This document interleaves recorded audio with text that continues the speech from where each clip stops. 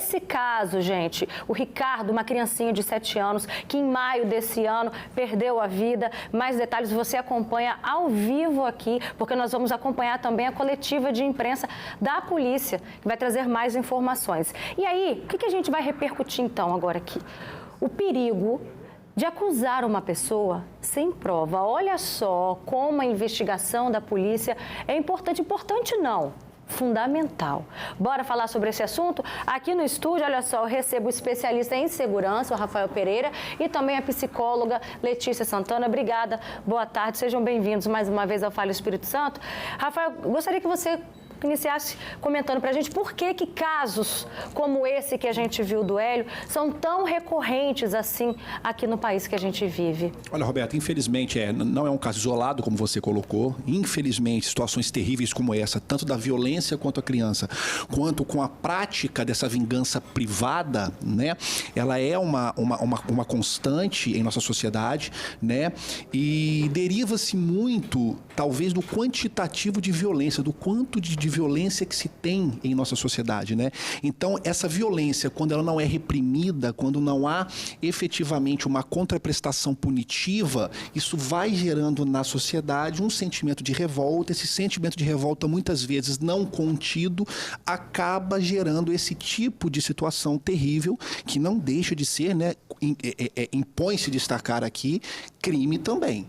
É também prática de crime, né? Porque nós temos dentro do Estado de Direito, a lei é o império da lei. Nós temos os órgãos de investigação, os órgãos de segurança pública, as polícias, nós temos o Ministério Público como órgão fiscal da lei e que tem como uma de suas atribuições, né, promover a ação penal contra quem pratica essas condutas, e temos um poder judiciário que tem a competência da jurisdição, a aplicação da lei geral e abstrata aos casos individuais e concretos, punindo quem descumpre as normas e pacificando a sociedade. Então, não cabe ao particular, não cabe à coletividade, né, aos privados, praticarem a punição ou aplicação de pena. Letícia, qual é o sentimento que dita essas atitudes de populares quando querem fazer justiça com as próprias mãos?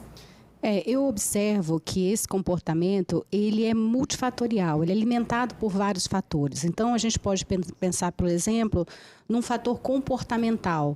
Então, o medo da população em, de repente, sofrer esse dano que o outro sofreu, um ato de impulsividade alimentado por uma raiva diante do cometido. Uma vingança, um sentimento de vingança. Uma força que o próprio grupo traz, uma sensação de impunidade. Então, eu vejo que esses elementos comportamentais alimentam a prática do linchamento. Mas existem componentes também que são sociais, existem alguns grupos que já são estigmatizados na nossa sociedade. E, por si só, a sociedade já tem um preconceito em relação a esses grupos e se sente validada a aplicar alguns atos de violência contra ele. E, em relação aos fatores históricos, a gente veio de uma história ditatorial, uma história de justiça com as próprias mãos. Eu acho que a soma disso tudo faz com que o Brasil seja um país que se destaca negativamente nesse tipo de ato, né? E é por isso que a gente não pode resolver as coisas dente por dente, olho por olho, porque a gente não tem essa competência de fato, né? Assim, concluir o inquérito. E esse é o trabalho, esse é o papel da polícia e da justiça, né, Rafael? Isso, perfeito, Roberta. Nós temos um sistema normativo complexo, nós temos um Código de Processo Penal, nós temos um Código Penal, nós temos imensas leis penais extravagantes que trazem condutas criminosas, impõem a aplicação de penas, e muitas penas severas. Nós temos todo um conjunto normativo, né, um conjunto de atos concatenados que vão permitir ao Estado, através das suas forças de segurança, a polícia, em especial a polícia judiciária, a polícia investigativa. Nós temos o Ministério Público que vai atuar, né, dando início às ações, e temos o Poder Judiciário que, através dos magistrados, irão analisar o conjunto probatório e, ao final, chegar a uma decisão. Então, não compete à pessoa, à sociedade, ao particular, praticar esse tipo de conduta. Até porque o próprio Código Penal brasileiro, à luz do seu artigo 345, traz um tipo penal bem específico, chamado exercício arbitrário das próprias razões.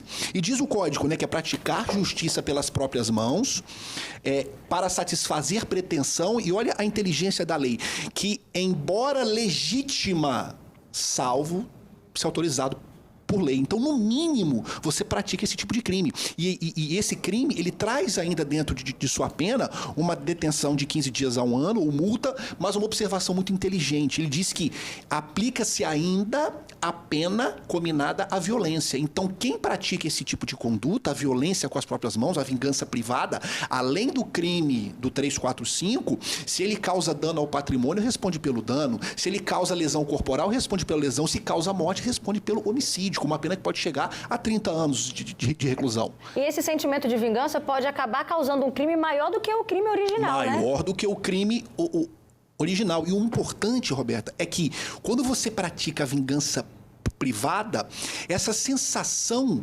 de ter cumprido algo, de ter se aplicado a pena, ela é temporária, né?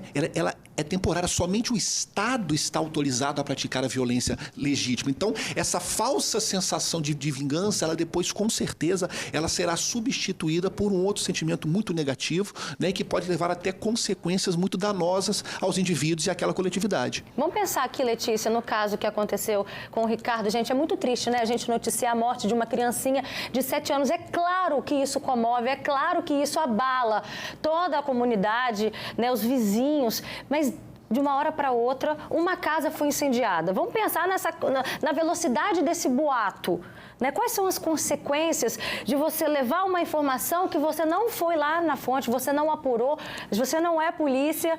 Quais são as consequências disso, né? Olha só onde pode chegar. É a barbárie, né? Eu acho que talvez seria a palavra mais indicada, porque quando você julga, você já parte de um pressuposto de uma realidade que é sua, que é pessoal.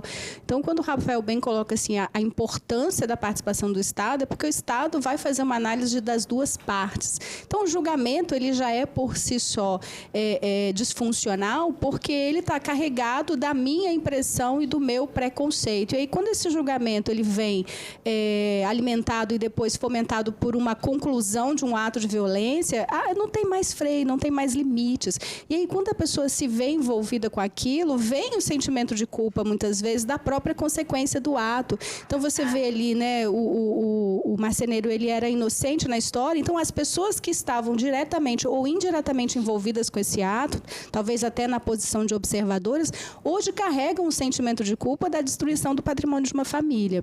E como você bem disse, não dá para voltar atrás, né? Uma vez que a fofoca se espalhou, como que você volta atrás? Foi o que aconteceu, olha só, presta atenção nessa história. Também com o tio da Ivone. O tio, gente, foi espancado